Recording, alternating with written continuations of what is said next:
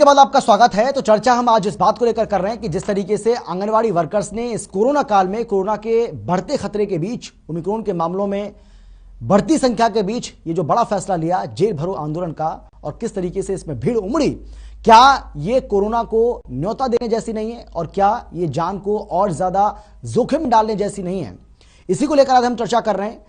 कौन कौन खास मेहमान मौजूद हैं वो हम आपको बता चुके हैं, एक बार फिर से हम बता देते हैं। सत्यव्रत शास्त्री जी जो है हमारे साथ, बीजेपी के प्रवक्ता हैं, बाल मुकुंद जी हैं कांग्रेस की ओर से, और तारा देवी जी हमारे साथ हैं, जिला अध्यक्ष आंगनबाड़ी वर्कर संघ रेवाड़ी। तारा देवी जी, मैं आपके पास आते हुए बिना समय गवाए और सीधा सवाल मेरा आपसे यह है कि देखिए, कल हम सुन रहे थे अनिल विज को, जब डॉक्टर्स की हड़ताल को लेकर एस्मा लगाया गया तब वो कह रहे थे कि भाई कोई ना कोई शक्ति है जो उनके पीछे काम कर रही है।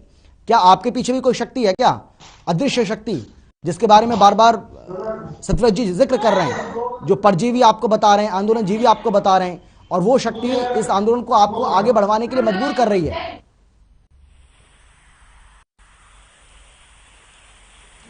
चाहे हमें कुछ भी कहो, हम तो एक छोटी सी तनख्वाह लेने वाली बेचारी आंगनवाड़ी है। आंगनवाड़ी में पता है ना सर, आपको 80% विडो है, और वो जब कोरोना नहीं था, जब वो धरना पर बैठी थी, और सर बार बार ये कह रहे हैं ना कि ये छोटी मांग, हमारी यही तो रिक्वेस्ट है कि आपसे इतनी बड़ी मांग थोड़ी थी कि सरकार इतनी मजबूर हो गई, जब कोरोना का नामो निशान भी नहीं था, जब हम धरने पर बैठे थे अपनी इस मांग मांगने के लिए। आज सरकार ने हमें मजबूर कर दिया। 5 बार हम सरकार से वार्ता कराए तो सरकार ये कह देने कि हम मजबूर है, लाचार है, तुम घर जाओ। कभी कोरोना की आड़ में, कभी कुछ बहाना, कभी कुछ बहाना। तो हम यही रिक्वेस्ट कर रहे हैं कि हमारी इतनी बड़ी मांग नहीं थी कि सरकार हमें भी लाचार कर रही है, और खुद भी ये हमें कोरोना काल की आड़ लेकर हमें ये कह रहे हैं कि इन्होंने नहीं, आंदोलन नहीं करना चाहिए। और सर ये बोल रहे हैं कि आंदोलनकारी परजीवी चंदा, ये गलत बोल रहे हैं। हमारी सारी बहनें खड़ी हैं, आपको क्या दिखाई नहीं दे रहा कि इनके में अपनी मांग 2018 की इंतजार करती करती आज ये 3 साल बाद अपनी मांग रही है, और सरकार हमें कुछ से कुछ आरोप लगाकर पीछे हटा रहे हैं। नहीं, मान के चलिए, अगर सरकार को आप मजबूर करेंगे, तारा देवी जी, अगर सरकार को आप मजबूर करेंगे, क्योंकि कोरोना काल है और जिस तरीके से मामले बढ़ रहे हैं, खतरा लगातार बढ़ता जा रहा है, 5000 से ज्यादा मामले हर रोज सामने आ रहे हैं, ये अपने आप में एक बड़ी चिंता का विषय है। ओमिक्रॉन के मामले भी बढ़ रहे हैं, तो हो सकता है कि सरकार आने वाले समय में अगर इसी तरीके से आप नहीं माने तो सरकार आपके ऊपर भी एस्मा लगा देगी। तैयार हैं आप उसके लिए? वो सब देखा जाएगा सरकार का, लेकिन हम यही कहना चाह रहे हैं कि हम 1 महीना से बैठे हैं। पहले तो सरकार ने महकमा से दबाव डलाया, फिर प्रशासन से दबाव डलाया, अब कोरोना की आड़ ले रहे हैं। सरकार साथ साथ क्यों नहीं बोल दे हम नहीं देंगे, फिर हम पीछे अपना आप हट जाएंगे। ठीक है, सरकार ने ये बोलना चाहिए ना जी। 5 बार हमारे से वार्ता कर ली और अब भी दरवाजे खुले हैं, तो सरकार ये साफ क्यों नहीं बोले कि हमारे पास नहीं है ये देने के लिए। ठीक है, बाल मुकुंद जी, जो अदृश्य शक्ति, किसानों के पीछे भी ये कहा जाता था, जब पूछते थे हम तमाम बीजेपी के नेताओं से तो वो कहते थे इसके पीछे कांग्रेस है। तो कहीं जो अदृश्य शक्ति जिसके बारे में कहा जा रहा है, परजीवी, आंदोलन जीवी, बहुत सारी बातें की जा रही हैं, कहीं आप ही तो नहीं है इसके पीछे? नहीं, बिल्कुल हम हैं। अदृश्य क्या, हम तो दृश्य हैं, बिल्कुल सामने साक्षात खड़े हैं हम तो। ये आवाज से दृश्य शक्ति नहीं है। जब देश गुलाम था, शास्त्री जी आ रहा हूं आपके पास जी, अंग्रेजों के खिलाफ हमने जंग आजादी की लड़ाई लड़ी। क्यों लड़ी?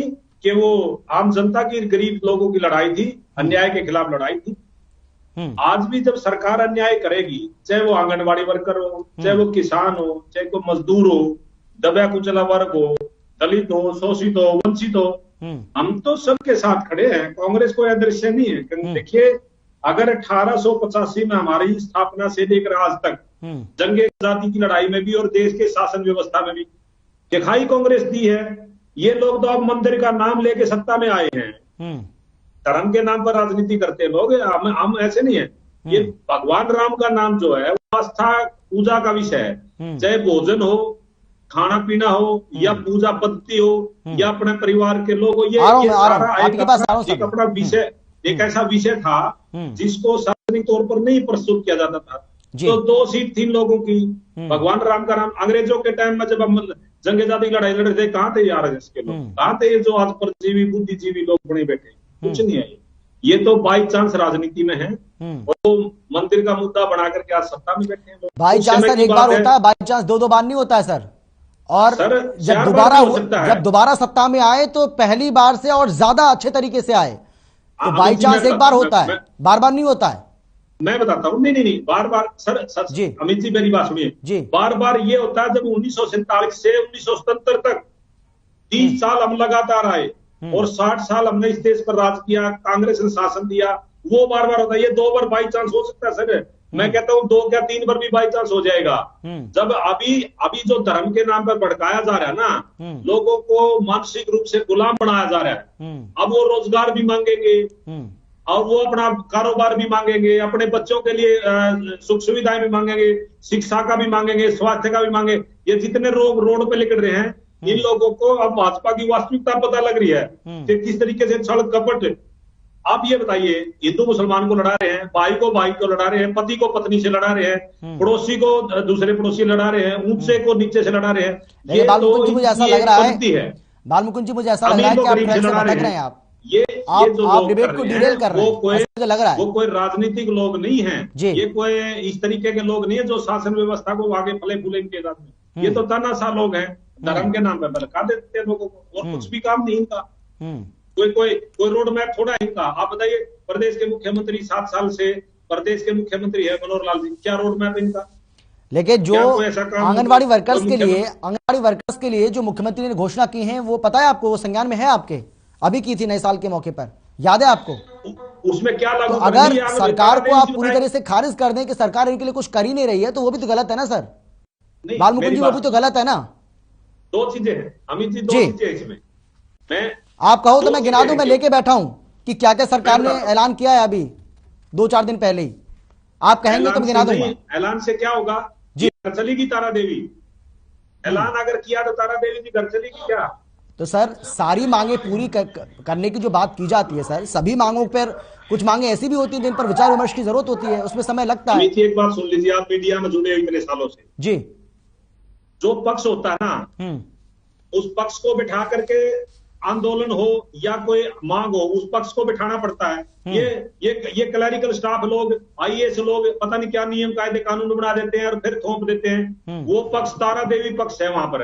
आपने उनको बिठा, आंगनबाड़ी वर्कर के जो नुमाइंदे बिठाए गया, जब किसानों पर इन्होंने किसानों के लिए कानून बनाया तो किसानों के नुमाइंदे बिठाए गया। इस देश में अमित जी बहुत कुछ संविधानिक व्यवस्था में होता है। ये लोग कृषि कानून लेके आते हैं तो रातों रात लेके आते हैं, वापिस लेते हैं तो रातों रात लेते हैं, नोटबंदी करते हैं तो रातों रात करते हैं, जीएसटी लागू करते हैं तो रातों रात करते हैं। ये लोग अपने मन से ही चल रहे हैं इस देश को चला रहे हैं। लेकिन बालमुकुंद जी, अगर आप जीएसटी की बात करेंगे, आप जीएसटी की बात करेंगे, आप नोटबंदी की बात करेंगे, तो वो तो विषय खत्म हो गया। वो विषय इसलिए खत्म हो गया बालमुकुंद जी, उसके बाद देश में लोकसभा का चुनाव हो चुका है और उसके बाद आपने इस मुद्दे को भुनाने की कोशिश की। आपने पब्लिक को बताया कि नोटबंदी से कैसे नुकसान हुआ, जीएसटी से कैसे नुकसान हुआ, लेकिन उसके बावजूद भी पब्लिक ने, जनता ने आपकी बात नहीं मानी। किस तरीके से वापसी की जबरदस्त तरीके से प्रधानमंत्री नरेंद्र मोदी फिर से बने, तो ये भी तो आपको सोचना पड़ेगा ना कि जो आपने मुद्दा बनाने की कोशिश की वो नहीं चला। तो ये फिर और ये फिर बालमुकुंद जी एक ऐसी बात हो जाएगी कि हम कहीं ना कहीं पटरी से भटकने की कोशिश कर रहे हैं। फिर से इस डिबेट को वहीं पर लाता हूं जो आज का हमारा मुद्दा है। जी, मुद्दे पे आते हैं। पंडित जवाहरलाल नेहरू इस देश में इतने साल प्रधानमंत्री रहे, इतने साल तो भाजपा कुल सत्ता में नहीं रही। श्रीमती इंदिरा गांधी जी इतने दिन सत्ता में रही, जो सारी भाजपा सत्ता में रही, इनके सारे कार्यकाल जोड़ दिया। ये नहीं होता। मैं तो खुद मान रहा हूँ कब धर्म के नाम पे लोगों को भड़काया जा रहा है, गुमराह किया जा रहा है, उससे बचने की जरूरत है, उसके लिए हम संघर्ष करेंगे। ठीक है सतव्रत जी, बहुत देर से आप सुन रहे हैं, हाथ भी उठा रहे हैं, बोलिए आप। देखिए, पहले तो मैं बालमुकुंद जी की याददाश्त पर या कांग्रेस होने के ऊपर शक कर रहा हूँ। ये कौन सी कांग्रेस के हैं, पहले तो ये स्पष्ट करना चाहिए। ये हुड्डा कांग्रेस है, शैलजा जी कांग्रेस है, सुरजेवाला कांग्रेस है या राहुल गांधी कांग्रेस है? जब ये सुप्रीम कोर्ट में यही एफिडेविट देने वाले थे कि राम हुआ ही नहीं, और आप ये राम आस्था का केंद्र मानते हैं। ये एक विवादित बयान कांग्रेस के प्रवक्ता कांग्रेस के नियमों के खिलाफ बोल रहे हैं, इसलिए इनके कोई मान मर्यादा या कोई समाज देश से जुड़े मुद्दे कांग्रेस के नहीं होते। दूसरी बात, जब इन्होंने कोरोना को भी बहाना बता दिया, अब दूसरे स्पेल में इन्होंने ये कह दिया कि ये केवल राम के नाम से है, तो भैया जरा यूपी के अंदर होके आ जाना। यूपी के अंदर 5 मुद्दे चल रहे हैं कि इस सरकार ने चोरी चकारी छुड़वा दी, महिला सुरक्षा बढ़ गई, रोड अच्छे हो गए, बिजली अच्छी आती है, पेंशन और राशन सबको मिलता है। ये 5 मुद्दे आम यूपी के चुनाव के अंदर मुद्दे हैं जो आम व्यक्ति स्वीकार करता है। जिसको तुम राम मंदिर की सरकार बताते हो, लेकिन वही है ना सतवंत जी, देखिए जो बाल मुकुंद जी कह रहे हैं उसमें सच्चाई तो है ना, आप इसके अलावा भी तो बहुत सारी बातें वहां पर कह रहे हैं सर। जब आप कहते हैं कि लड़ाई हमारी 80% और 20% की है, लेकिन वो जो सतवंत जी देखिए बाल मुकुंद जी जो कह रहे हैं उसमें सच्चाई भी तो है, इसको भी तो स्वीकार करिए ना। अगर आप ये कहते हैं कि भाई 80% और 20% की लड़ाई है, तो सर क्या क्या क्या कहना चाह रहे हैं आप? सबको समझ आता है सर, जनता की बेवकूफ नहीं है सर जी। अमित जी, राम मंदिर हमारी आस्था का विषय था, धारा 370 हमारे। चलिए खैर सर, आंगनवाड़ी वर्कर्स के ऊपर हम आते हैं सर, आंगनवाड़ी वर्कर्स के ऊपर हम आते हैं सतव्रत जी, क्योंकि देखिए उस पर हम फिर कभी कर लेंगे चर्चा, लेकिन अभी आज का जो हमारा विषय है इस पर हम फिर से लौटते हैं सर। आपने अमित जी आप बड़े समझदार पत्रकार हैं, आपने एक बार भी नहीं टोका कोरोना का, बहाना बता दिया। नहीं तो कैसी बात कर रहे हैं आप सर? एक बार भी नहीं टोका, मैंने बहाना बताया ही नहीं, सरकार बहाना बना रही है कोरोना का। सतव्रत जी मैंने उनको टोका था और मैंने उनसे ये भी कहा भी था, आप फिर से इसको देखिएगा। कल भी यही बात कर रहे थे। अब सुनिए, कांग्रेस के लोग अपनी पीठ थपथपा रहे हैं ताकि ये किसान, ये मजदूर, ये आंगनबाड़ी, ये डॉक्टर हमारे भूल है ये इनकी, क्योंकि एक इंटरनल जो ताकत जो मैं बता रहा हूं, वो ताकत क्या है इस देश के अंदर। जब दुनिया के अंदर से कम्युनिज्म इस देश में आया तो उन्होंने एक नारा दिया था, चाहे जो मजबूरी और मांग हमारी पूरी हो। ये जो नारा था इस देश की आवाम तक पहुंचाने में कांग्रेस ने सहयोग किया, और कम्युनिस्ट एक विचारधारा थी। और तारा देवी जी ये आज सामने स्पष्ट करके बोले कि इनकी जो आंगनवाड़ी यूनियन है वो कम्युनिस्ट से प्रभावित है, उनसे एफिलेटेड है या नहीं है, तो मैं अपने दावे को वापस लेता हूं। नहीं तो ये, इसीलिए मैं कहता हूं ये परजीवी है, आंदोलन जीवी है, जो कर्मचारियों के संघर्ष फंड और उनकी मेंबरशिप के ऊपर अपनी आजीविका चलाते हैं। ठीक है तारा देवी जी, उन्हीं का नारा है, चाहे जो मजबूरी हो, तारा देवी जी पूरी हो। एक बड़ा और गंभीर आरोप लगा रहे हैं बीजेपी के प्रवक्ता आपके ऊपर। ये नहीं चलेगा जी, इस देश के और सीधा आरोप यह है कि आपके पीछे कांग्रेस है, सिस्टम खड़ा है, काम सीधा कह रहे हैं पूरा और काम के लेंगे। वो तो कह रहे हैं कोई आदेश नहीं है, वो साफ तौर पर दिख रहा है कि कांग्रेस पार्टी आपके पीछे है, इस आंदोलन को हवा दे रही है। अमित जी सुनिए एक बात, जी अमित जी सुनिए जी, बोलिए सर बोलिए। 1 महीने से आंगनबाड़ी वर्कर आंदोलन के लिए धरने पर बैठी है, क्या 1 महीने का वेतन छोड़ेंगी? ये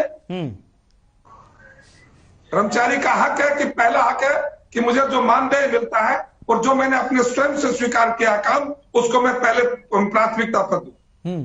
जब आप स्वयं से स्वीकृत काम को स्वयं से आपने अपने आजीविका के लिए या अपनी मनो इच्छा के लिए या किसी के लिए भी मैंने एक काम को स्वीकार किया है, आप उस काम को तिलांजलि देकर दुनिया को और परिवार को, ये छोटे छोटे बेटे मैं देख रहा था, बच्चे कितने प्यार से मम्मी को कहते, मम्मी इस डिबेट को छोड़ो, मम्मी आप इस आंदोलन को छोड़ो, हमारा जीवन संकट में। अभी उन्होंने धक्का दिया इसको, नहीं दूर चल।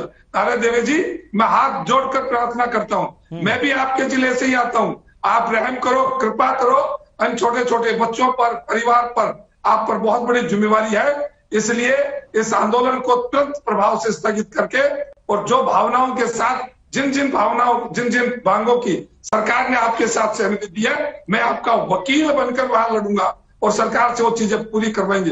प्रशासनिक प्रक्रिया के अंदर कुछ समय लगता है, वो बात नहीं है, लेकिन आपकी मांगों को किसी ने नाजायज नहीं कहा, उसको आपको अवॉइड नहीं किया, लेकिन संयम के साथ उन लोगों के साथ छोड़ो जो कहते हैं कि मांग हमारी पूरी हो चाहे जो मजबूरी हो। ये मजबूरी का देश नहीं है, आज देश स्वतंत्र है, आपके हाथ से बटन दबेगा तो सरकार बनती है, उस सरकार के हिस्सेदार है आप, आपके बटन दबने से सरकार बनी है। और आपके उस सम्मान के लिए मैंने मुख्यमंत्री जी एक नहीं अनेक घोषणाएं की हैं और स्वयं प्रेरित होकर की हैं, और जो आपकी मांगे हैं वो भी पूरी होंगी, लेकिन पहले आपका जीवन तो सुरक्षित हो, छोटे छोटे बच्चों का तो जीवन सुरक्षित करो, उसके बाद ही सब कुछ चीजें होंगी। तारा देवी जी, इसलिए आग्रह के पूर्वक और बड़े विनम्र भाव से कहता हूं आपका वकील बनूंगा मैं, लेकिन ये नारा ना छोड़ो, चाहे जो मजबूरी हो और मांग हमारी ऊंची हो।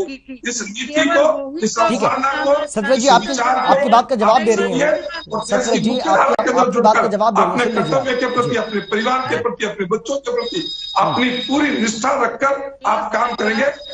आप सबको आज संरक्षक है, के सरकार में बैठे लोग तो हमारे इस काम को पूरा करेंगे निश्चित। ठीक है, तारा देवी जी हाँ। विधानसभा में हमारा कुशल और अर्ध कुशल का दर्जा दिया था और पीएम ने 2019 में बहनों ने खुश होकर ये तोहफा दिया था कि वर्कर को मैं 1500 और हेल्पर को 750 और हमने खुश करके भेजा था। वो खुशी आज तक नहीं दी, तो आज की घोषणा हम कैसे विश्वास कर ले, आप बताओ। हम आपके आगे हाथ जोड़ रहे हैं। सरकार ने जो अभी ऐलान किया था, तारा देवी जी अभी सरकार ने जो ऐलान किया था मुख्यमंत्री जी ने कि फ्रंटलाइन वर्कर्स के रूप में काम करने पर 1000 रुपए की प्रोत्साहन राशि आपको दी जाएगी, आंगनवाड़ी वर्कर की रिटायरमेंट पर 1 लाख रुपए दिए जाएंगे, हेल्पर को 50,000 रुपए देने का ऐलान किया गया, मासिक मानदेय सितंबर 2020 से 400 रुपए, सितंबर 2021 से 450 रुपए की बढ़ोतरी इसमें की जाएगी। 2 साल 2019-20, 2020-21 का एरियर देने का ऐलान भी किया गया। आंगनवाड़ी के साथ क्रैच खोलने की योजना भी सरकार बना रही है। आयुष्मान भारत योजना के तहत कवर होंगी आंगनवाड़ी वर्कर्स, ये ऐलान भी किया गया। सभी आंगनवाड़ी वर्कर्स को मोबाइल फोन दिया जाएगा, जिसमें आप बार बार ये कह रहे थे कि भाई मोबाइल फोन हमें दीजिए, कुछ जरूरी संसाधन हमें आप दीजिए, अगर आप हमसे ऑनलाइन काम करवाना चाहते हैं सरकार उसके लिए भी तैयार है। सरकार आपसे ये भी कह रही है कि आंगनवाड़ी वर्कर और हेल्पर को हम बिल्कुल भी नहीं हटाएंगे, आप किसी भी बहकावे में ना आए। और क्या चाहिए, और क्या चाहिए आपको, बताइए ना। इतने काम मैंने गिना दिए, इतनी सारी बातें मैंने गिना दी। सर वही तो मैं बता रही हूँ कि हम नई घोषणा का तो बाद में ध्यान देंगे। जो हमारी 2018 में भी पीएम और सीएम ने तो घोषणा की थी वो हमारी लागू कर दो, चाहे जो आज नई घोषणा की है उसको वापस ले लो, पहले वो वाली तो कर दो। अगर आज ये घोषणा आप कर रहे हैं, इनको हमें क्या पता 2 साल बाद इनको भी मना कर दोगे। हमारी 2018 की तो घोषणा पूरी करो, वो तो लागू करो। सतव्रत जी 2018 का बार बार जिक्र कर रहे हैं आंगनबाड़ी वर्कर्स, और इनका ये कहना है कि 2018 में, हाँ मैं आ रहा हूं बालमुकुंद जी, आपके पास भी आ रहा हूं मैं। 2018 में जो ऐलान किया गया था और प्रधानमंत्री नरेंद्र मोदी, इनका ये दावा है कि प्रधानमंत्री नरेंद्र मोदी की ओर से इस बात का ऐलान किया गया था, लेकिन वो अभी तक पूरा नहीं हुआ है। हरियाणा सरकार ने उस वादे को पूरा नहीं किया है, उसको आगे नहीं बढ़ाया है। आपका जवाब? देखिए मैं ये कह रहा हूं कि जान है तो जहान है। तारा देवी जी आपकी हर उस बात का मैं समर्थन करता हूं जो आपके हित में और आपके जीवन की सुरक्षा की और परिवार की सुरक्षा की गारंटी देता है, लेकिन इन सब चीजों के लिए समय उपयुक्त चाहिए। आपको पता है कोरोना इस बीच से गया है, देश की और दुनिया की आर्थिक स्थिति को किस प्रकार से संभाला ये सबको पता है। उसके बावजूद भी यदि आप उस संघर्ष का रास्ता अपनाते हैं, क्योंकि ये जो कालखंड है जिसमें 18 की बात करते हैं, 19 में जिस प्रकार से कोरोना आया, जिस प्रकार से आर्थिक स्थिति और जो रेवेन्यू जनरेट की बात थी, लोगों के जीवन खतरे में पड़ गए, आजीविका ही खत्म होगी। आपको कम से कम सरकार ने उस स्थिति में एक साधन संपन्न बना रखा है, एक जो तय थी वो चीजें चल रही है। समय आएगा ये सब चीजें बढ़ेंगी, लेकिन जब कोई परिस्थिति, कोरोना कोई कह के नहीं आया। 18 में यह घोषणा नहीं थी कि भाई कोरोना आएगा और सब जीवन अस्त हो जाएगा। कितने प्रकार के लोगों को सहारना, कितने प्रकार के लोगों का जीवन सुरक्षित करना। आप तो आंगनबाड़ी में तो है, कितनी बहनें ऐसी हैं जिनको आंगनबाड़ी भी नसीब नहीं होती, उनका भी परिवार को चलाने की जिम्मेदारी सरकार की मानते हैं। तो तमाम प्रकार की चीजों को सब लोगों को साथ ले चलने का जो विजन है सरकार का, उसमें आप सहयोग कीजिए। आपके साथ मौका मिलना चाहिए जी। सरकार सहमति जी आ रहा हूं मैं आपके पास, देखिए आप मांगों की उनको पूरा करेंगे। ठीक है सतव्रत जी, अगर समय बचेगा तो मैं फिर से लौटूंगा आपके पास। बालमुकुंद जी कहिए, आप बहुत देर से हाथ उठा रहे हैं।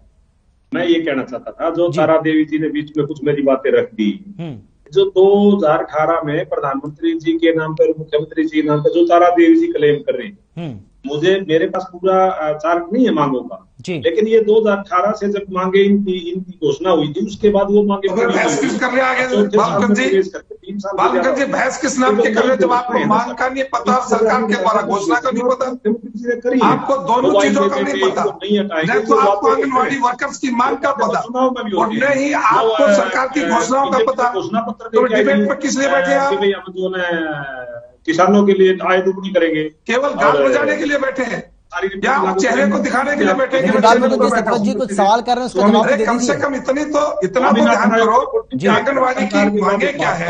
आंगनबाड़ी को सरकार ने दे दिया, आप किस बात का समर्थन करने के लिए आए हो? वर्णन कर देंगे, यही मैं कहता हूँ, यही वो भाव है जिसको आंदोलन जीवी कहते हैं। इनको वो कहते हैं दूसरे के खून के ऊपर जीवित रहते हैं। बिठाया ये अधिकृत है उन सभी आंगनबाड़ी वर्कर्स की तरफ से, वो खुद कह रही है कि 2000 जो मुख्यमंत्री ने भी घोषणा करी वो हमें नहीं चाहिए, वो 18 आपको क्या पता? आपको कह रहे मुझे पता ही नहीं इन चीजों का। 18 की कौन सी घोषणा थी वो तारा देवी जी बता दें। अरे मैं कह रहा हूँ आप तारा जी से हम बात करेंगे, लेकिन बालमुकुंद जी मैं तो आपसे बात कर रहा हूँ। न आंगनबाड़ी की मांगों का आपको पता, न सरकार की घोषणाओं का पता, तो फिर बहस किस बात की कर रहे हो आप? नहीं कह रहा, केवल इसलिए कि हम इनको पुशअप करके इनको आंदोलन के लिए तैयार रखें, और जब कोरोना से पीड़ित हो जाए तो हॉस्पिटल्स में इनकी बात जाएगी, और जब इनकी मौत होगी तो फिर राजनीति करने को मिलेगा। यही तो है आंदोलन जीवी लोग, इसी को तो कहते हैं परजीवी लोग। आप आंदोलन के कारण से समर्थन देके आंदोलन करवाओ। ठीक है, कोरोना से पीड़ित होंगे लोग, होंगे सुविधा मिलेगी नहीं, फिर मौतें होंगी तो फिर तुम राजनीति करोगे। ठीक है, इसी का नाम परजीवी है, इसी का नाम आंदोलन जीवी है। ठीक है, जल्दी से अपनी बात पूरी कीजिएगा। हाँ, मैं केवल ये कहना चाहता हूँ, आशा सरकार इनको हम भी हाथ जोड़ के प्रार्थना करेंगे तारा देवी जी से कि वो कोरोना काल को देखते हुए संयम से काम लें, इस तरीके से धरने प्रदर्शनों को थोड़ा बचने की कोशिश करें, और सरकार को अपने डेलीगेट्स भेजे, अपने नुमाइंदे भेजे, और सरकार से भी प्रार्थना है। देखो ये महिलाएं हैं बेचारी, ये आंगनबाड़ी का मतलब हिंदी में समझो आप, आंगनबाड़ी जो छोटे छोटे बच्चे जहाँ किलकारियां आंगन में किलकारियां गूंजती है, ये तो प्राथमिक हमारी वो है, तो इनकी मांगे जरूर माननी चाहिए। मेरी सरकार से प्रार्थना और इनसे भी प्रार्थना तारा देवी से कि अपने सभी साथियों को बताएं कि वो कोविड का पालन करें, जो एसओपी लागू उनका पालन करें। हो सकता है तो इसको स्थगित कर दे। हाँ, ये आपने अच्छी बात की है। देखिए बालमुकुंद जी, ये आपने अच्छी बात की है, जो बिल्कुल सही बात है कि भाई मांगे आपकी जायज हो सकती है, लेकिन कोरोना प्रोटोकॉल का पालन आपको जरूर करना होगा। तारा देवी जी, लेकिन मेरा एक छोटा सा सवाल आपसे है, और ये आखिरी सवाल है मेरा आपसे क्योंकि समय बचा नहीं है। सवाल मेरा ये है कि देखिए, बैठकर जब बातचीत की जाती है ना, तभी उस मसले का हल निकलता है। आज हमने गेस्ट टीचर्स भी लगातार देख रहे थे, धरना दे रहे थे, वो भी प्रोटेस्ट कर रहे थे, लेकिन आज मुख्यमंत्री के साथ उनकी बातचीत हुई और आज ये बात निकल कर सामने आई कि बहुत सारी मांगों पर सहमति बन गई, सिर्फ 2 मांगों को छोड़कर। तो अगर आप बैठकर टेबल पर आएंगे तो टेबल पर जब बातचीत होगी तो उसका हल भी निकलेगा। लेकिन इस तरीके से सड़कों को घेर देना, कोरोना को बढ़ावा देना, कोरोना को न्योता देना, वो तो ठीक नहीं है ना। सर हमें भी ये अच्छा नहीं लग रहा, लेकिन ये सरकार के हाथ में। हमारे से भी कल बातचीत करो और हमारी ये 2 मांग दे दो, हम भी पीछे हट जाएंगे और अपने घर चले जाएंगे बड़ी खुशी से, और सरकार का धन्यवाद करेंगे। हम भी इस बात से अच्छा नहीं लग रहा कि हम कोरोना काल में खड़े, हमें भी अपनी जान बहुत प्यारी है, लेकिन सरकार हमारी मांग सुने और दे, और हमें भी वार्ता के लिए बुलाए।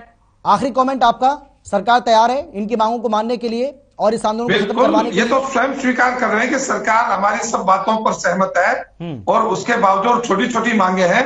तो मैं फिर आश्वासन दूंगा इस चैनल डिबेट के माध्यम से कि सरकार जिन जिन चीजों पर सहमत है, उसके अतिरिक्त भी सरकार कुछ दे रही है, उन सब चीजों को स्वीकार करके और जीवन सुरक्षा के लिए आंदोलन को वापस लेके और वार्ता के टेबल पर आकर इन सब चीजों को आगे बढ़ाना चाहिए। धन्यवाद। चलिए, समय की कमी है। तारा देवी जी आपका, सत्यव्रत जी आपका और बालमुकुंद जी आप सभी का बहुत बहुत शुक्रिया इस चर्चा में शामिल होने के लिए, अपनी अपनी बात रखने के लिए। उम्मीद करेंगे कि सरकार भी 2 कदम आगे बढ़ाएगी, 2 कदम जो आंगनवाड़ी वर्कर्स हैं वो भी आगे बढ़ेंगे, दोनों के बीच जल्द बातचीत जो है सुलझेगी, मसला सुलझेगा, क्योंकि जिस तरीके से कोरोना काल में ये भीड़ जुटाई जा रही है ये खतरे की घंटी है और ऐसा नहीं होना चाहिए। मसला में फिलहाल इतना, एक छोटे से ब्रेक के बाद फौरन लौट रहे हैं। आप देखते रहिए हर खबर।